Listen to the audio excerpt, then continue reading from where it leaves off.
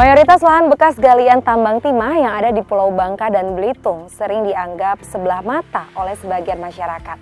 Namun di tangan seorang petani asal Desa Badau, Kabupaten Belitung, sebuah lahan bekas galian tambang timah disulap menjadi perkebunan yang menghasilkan. Seperti apa? Ikuti perjalanan saya di Inspirasi Indonesia.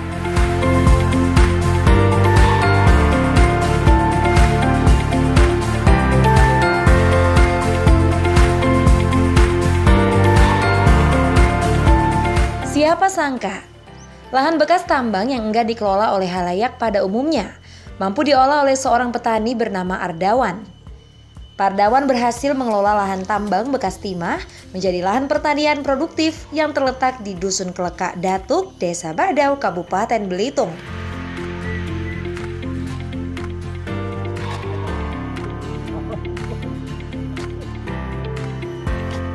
Pak Darwan. Ya, Bu. Hai, Siska, Pak. Oh, Ardawan. Iya, Pak Darwan, saya nih ngelihat ini kan luas banget nih, Pak. Perkebunan Bapak ini lagi proses ngapa nih, Pak? Saya pengen ngeliat-ngeliat lebih dalam lagi maksudnya. Boleh? Boleh. Boleh ya? Ini kita lagi ngapain nih sekarang nih, Pak, Lagi teman-teman? menyiapkan untuk tanam cabai. Tanam cabai? Cabai. Oke, berarti ada banyak dong. Ini kan luas banget, nggak mungkin cuma cabai doang dong. Ya, ada ini kita tanam tanaman sayuran. Samping cabai itu ada lada, ada pepaya, dan juga tanam daun seledri. Wow, Ya, banyak di bawah. ya? Ya. Banyak tanaman pangannya. Kita boleh lihat-lihat nggak, Pak? Kita tinggal dulu boleh. teman-teman, saya pengen lihat Nah, cabainya boleh. atau kita ke pembajakan sawah dulu Boleh. awalnya ya? Ah, Boleh ya, Pak? Ya.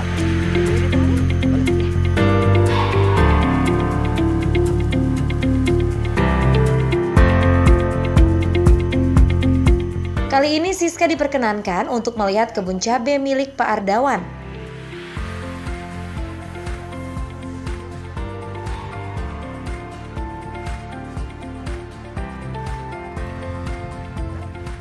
Sebelumnya, lahan ini merupakan lahan bekas tambang yang sukses dikelola Pak Ardawan menjadi lahan yang subur.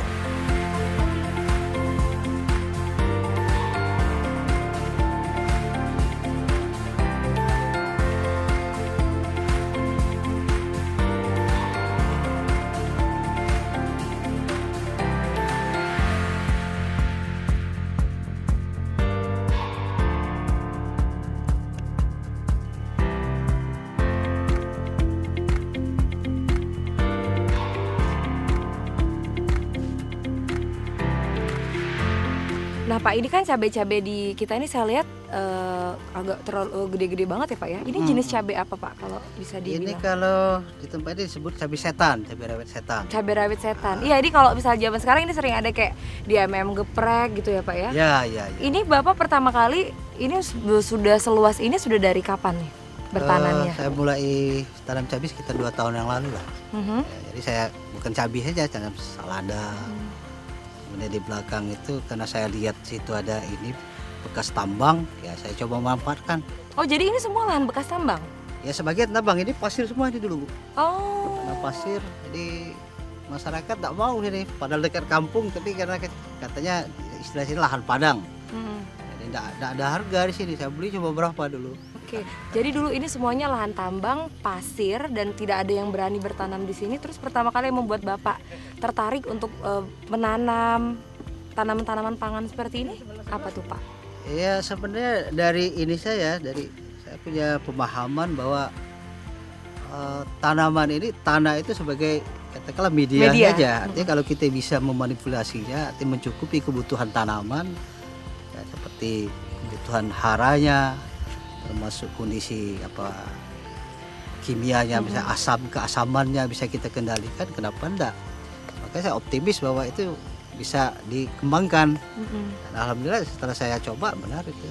Tapi awalnya ada kesulitan nggak, Pak, membuka lahan yang pasir seperti itu? Kita menggemburkan tanahnya itu gimana prosesnya? Ya jelas itu agak kesusahan ya. Kesusahan tentunya dari segi tenaga kerja. Kebetulan di sini tenaga kerja mahal. Jadi kita memang butuh alat berat sebenarnya, tapi ya kita namanya kita bertahap, kita namanya prihatin dulu kan. Kita pakai inilah bertahap yang kedepannya. Oke, kita lihat ibu-ibu di situ kayaknya lagi pada metik-metik tuh, Pak. Kita samperin yuk, Pak, yuk.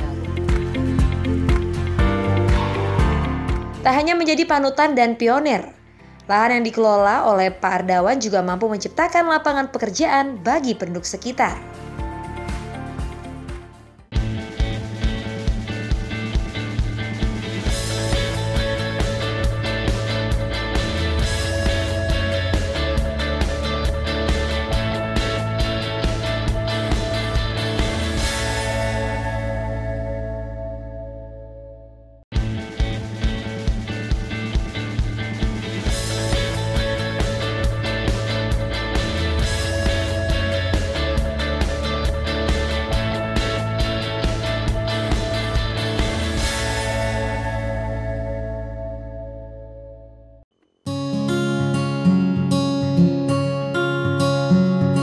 Meski sempat mendapat cibiran di awal perjuangannya, namun kini Pak Ardawan membuktikan kepada masyarakat sekitar. Bahkan, Pak Ardawan mampu menggerakkan perekonomian dengan melibatkan warga sekitar untuk memanen cabai miliknya. Upah yang diterima pun mencapai Rp60.000 perharinya bagi pemanen cabai. Dulu saya beli lahan ini ya sebenarnya sangat murah ya. Karena lahan ini sebenarnya tidak diminati oleh masyarakat sini. Karena mereka anggap lahan ini ya lahan marginal lah. Arti kata orang ini lahan padang. Namun saya tetap bersikukuh sesuai dengan apa yang jadi keyakinan saya bahwa tanaman ini sebenarnya bisa tumbuh asal bisa kita penuhi syarat tumbuhnya. Ya, adapun tanah itu sebagai katakanlah media. Jadi saya tanam. Jadi alhamdulillah seperti inilah. Ya harapan saya ya kiranya masyarakat kita semua ini bisa saling mendukung, saling bersatu padu mengembangkan daerah kita ini. Ya terutama kalau kita lihat di sini kan timah ini sudah katakanlah ada N lah. Jadi walaupun ada jumlahnya sudah sedikit, sudah jauh, sudah bahkan sudah banyak yang menggarap hutan lindung. Jadi harapan saya mereka kawan-kawan itu ada kesadaran untuk kembali back ke pertanian kan. Diarahkan ke pertanian, ke agrowisatanya. Jadi apalagi sekarang ini di Belitung ini sedang digalak-galakkannya pariwisata. Jadi apa salahnya kalau kita seluruh aspek kegiatan kita tani segala macam ini kita kaitkan juga ke depannya ke sektor wisata juga. Saya bertekad seperti itu. Jadi mudah-mudahan apa yang saya lakukan itu samping untuk diri sendiri, mudah-mudahan itu bisa memberikan motivasi kepada masyarakat sekitarnya. Jadi sama-sama maju ke depan.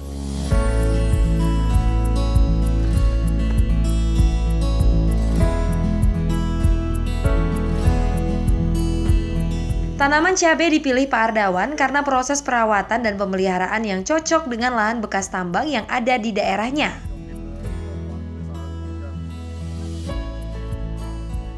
Selain itu, jenis cabai yang ditanam sangat mudah untuk dipasarkan dan dijual dengan harga yang tinggi.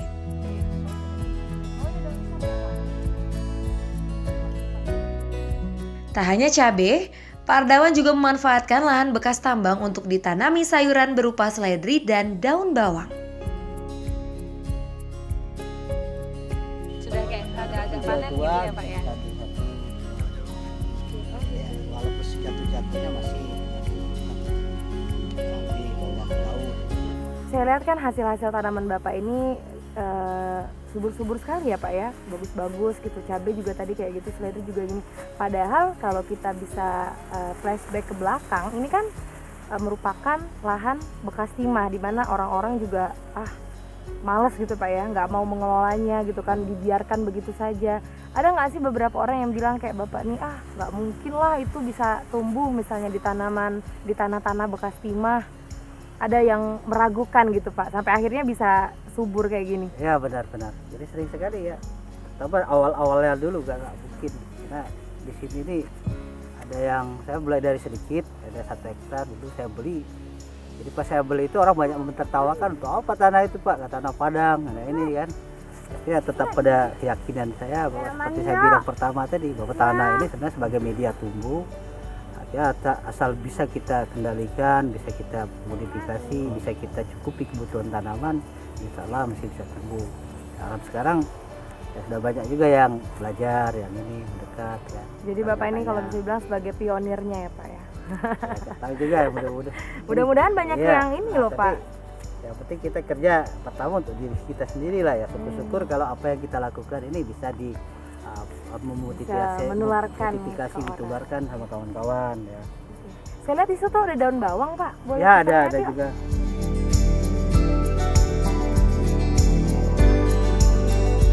Sayuran merupakan tanaman unggulan dengan nilai jual menjanjikan di bumi Laskar Pelangi. Sehingga pemerintah desa sangat mendukung apa yang dikembangkan oleh Pak Ardawan. Yang dilakukan Pak Ardawan ini cukup menginovasi karena kebiasaan kita turun-temurun masyarakat kita berladang, khususnya wilayah tambang ini memang tidak pernah dikelola untuk lahan pertanian. Sementara Pak Ardawan ini punya inovasi tersendiri dan memang memberikan motivasi kepada masyarakat desa kami. Jadi saya mengatakan ini sangat lucu dan tidak mungkin menurut pandangan saya gitu sebagai kepala desa maupun pribadi, karena memang yang saya sampaikan tadi secara umum bekas tambang di Desa Badan ini hanya meninggalkan sisa-sisa luka yang mungkin menimbulkan masalah sosial juga. Jadi sosok Pak Irdawan ini setelah saya kenal, baik secara pribadi maupun keluarga beliau, secara keseluruhan beliau cukup menginspirasi, memberikan motivasi bagi kami sebagai pemerintahan, bahwa kami yakin gitu dengan kehadiran Pak Ardawan bisa memberikan dampak yang baik kepada masyarakat kami yang tadi saya ulang lagi, yang dulunya tidak mungkin sekarang menjadi mungkin. Gitu.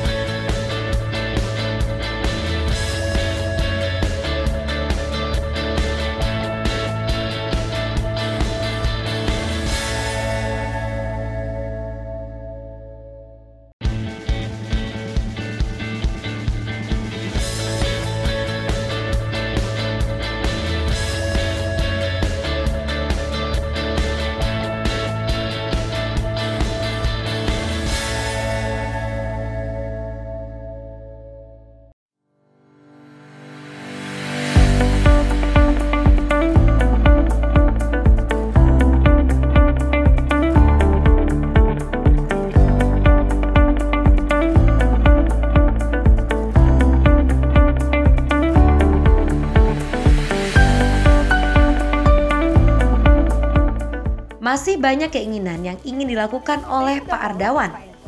Salah satunya keinginan untuk memaksimalkan lahan eks tambang yang masih belum terolah di lahan miliknya. Kolong bekas galian tambang pun tak luput menjadi perhatiannya. Dan Pak Ardawan memiliki keinginan untuk memanfaatkan kolong tersebut menjadi tempat wisata.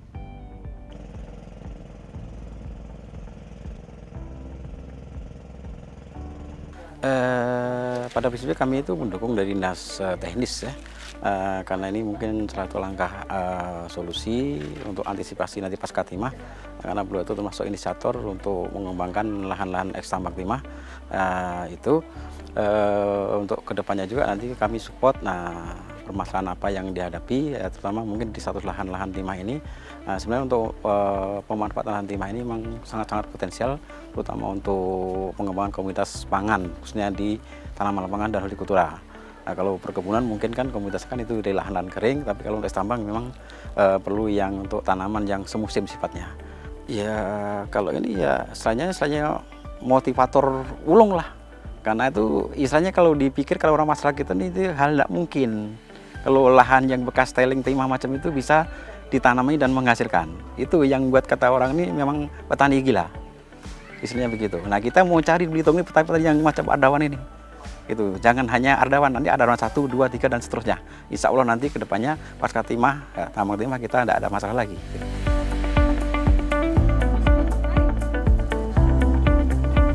Pak Ardawan pun aktif melakukan langkah pendekatan dengan pemerintah desa untuk memanfaatkan dan mengembangkan galian bekas tambang untuk dikembangkan menjadi wisata.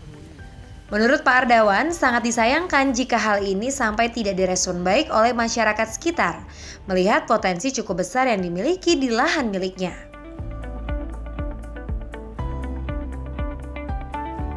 Pak, di belakang kita ini kan kalau kita lihat ini ada pembajakan. Ini tadi yang dibantu sama pemerintah tadi, hand traktor Iya, tadi. iya. Kita dibantu oleh pemerintah tuh, ini traktornya. Jadi ada kebun, ada sawahnya Ya, juga. ya. Berarti tingkat kesulitannya lebih tinggi dong Pak ya, karena ini bekas timah tadi ya lahannya ya.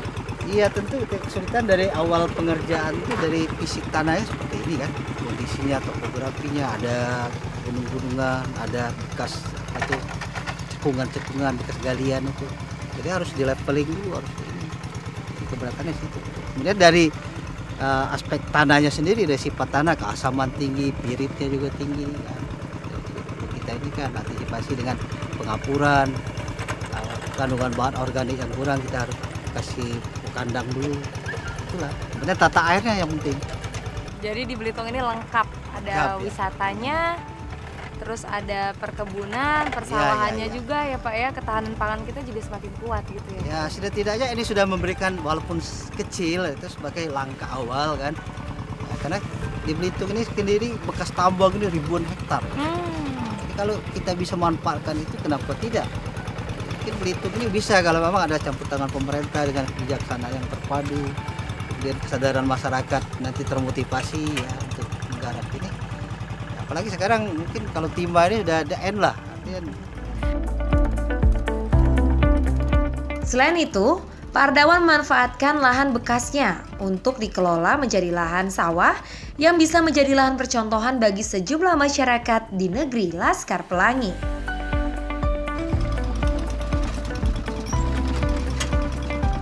Kenal dengan Pak Ardawan ini sekitar 2 tahun lalu.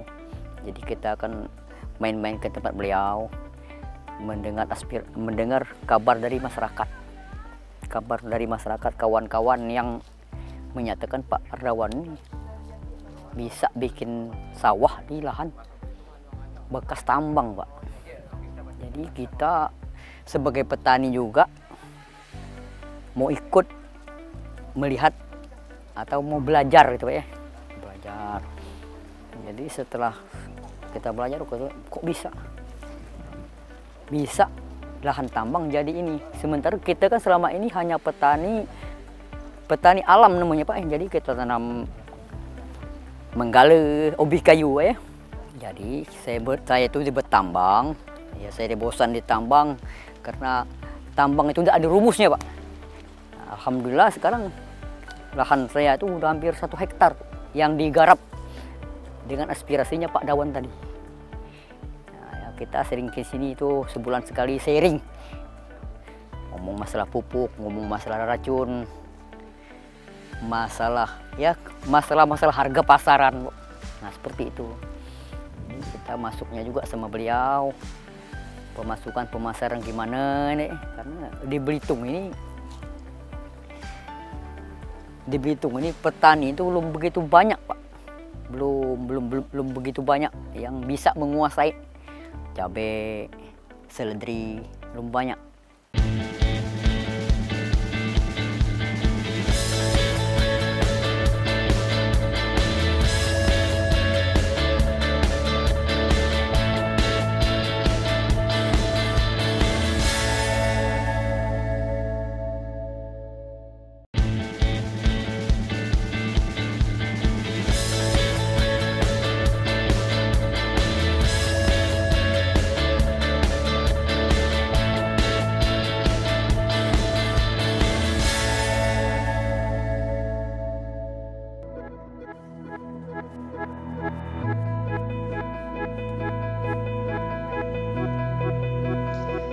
Kisah sukses Pak Ardawan mengolah lahan bekas tambang, khususnya menjadi kebun cabai, mendapat apresiasi yang tinggi dari masyarakat sekitar.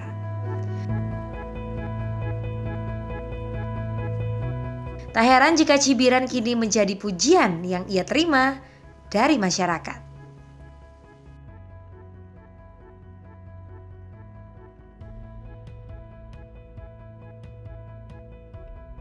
Kalau kami sebagai masyarakat itu ya karena beliau itu artinya menguasai banyak hal di dalam pertanian, dianggap sebagai untuk bertanya ya. Karena memang saya ini sering konsultasi dengan beliau masalah apa saja, tanaman perkebunan, tanaman ya semua yang menyangkut masalah perkebunan. Pada awalnya saya tidak percaya Pak, betul bahwa itu bisa ditanami padi dan sebagainya. Ternyata sekali kita melihat hasilnya ya memang kami menganggap sesuatu yang tidak mungkin sekarang jadi mungkin gitu. Setelah proses demi proses melihat pertumbuhan bagus, ya kita faktanya seperti itu, kita ya sangat-sangat itulah. Artinya ada sesuatu yang baru gitu yang kami dapatkan dengan beliau. Masih banyak lahan bekas tambang yang ada di Bangka Belitung yang masih terabaikan. Semoga apa yang dilakukan oleh Pak Ardawan mampu memicu pemilik lahan bekas tambang untuk memanfaatkan lahan eks tambang menjadi lahan eksotis lainnya. Kolam itu. Kolamnya. Ya, kita pelihara ikan. Ikan apa nih Pak di dalam sini? Ya, kita pelihara patin sama lele. Patin sama lele. Ya, Banyak juga peminatnya kalau di Belitung ini patin ya sama lele. sementara ini untuk kebutuhan sendiri dulu lah. Mancing. Untuk dimasak sendiri. Ada berapa ini bibitnya Pak? Kalau anaknya sudah banyak nih. Ah, Jadi kita dulu beli ini apa yang sudah indukan, kita lepas ini akhirnya dia sudah beranak kan, sudah banyak anaknya. Sudah sering dipancing ini kan. Jadi kalau untuk makan sendirilah sudah cukup. udah cukup ya. Tapi belum kita jual lah. Tapi ada ini nggak Pak? Ada kayak kepikiran buat bikin wisata apa ya, agrowisata ya Pak? Kalau saya bisa lihat ya. Iya, sebenarnya itu sudah jadi apa macam impian saya lah. Jadi obsesi saya seperti itu karena ini kan dekat dengan jalan. Kemudian ada juga wisata Batu Mentas. Iya. Jadi kalau kita buat di sini kita itu apa semacam agrowisata, ada tempat lesehan, makan, ada itu orang bisa melihat pengolahan lahan, saya menanam, anak-anaknya bisa lihat sawah kan. Akhirnya itu tujuan saya seperti itu. Jadi kayak wisata edukasi ya Pak ya jatuhnya ya. Edukasi.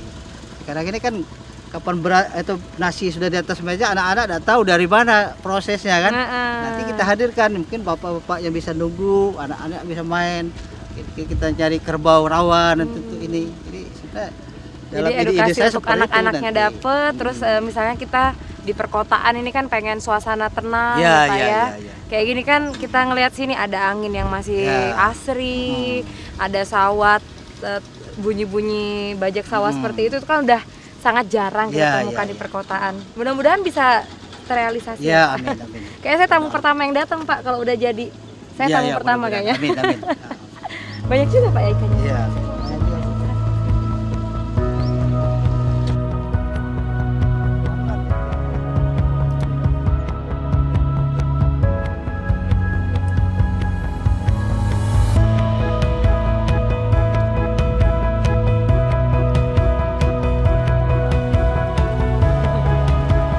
Kegigihan dan keuletan Pak Darwan sebagai petani yang ada di Belitung ini patut diacungi jempol. Bagaimana dengan ketekatan, keuletan, dan kegigihan beliau bisa menyulap lahan bekas tambang timah yang tadinya dipandang sebelah mata menjadi sesuatu yang patut kita apresiasi.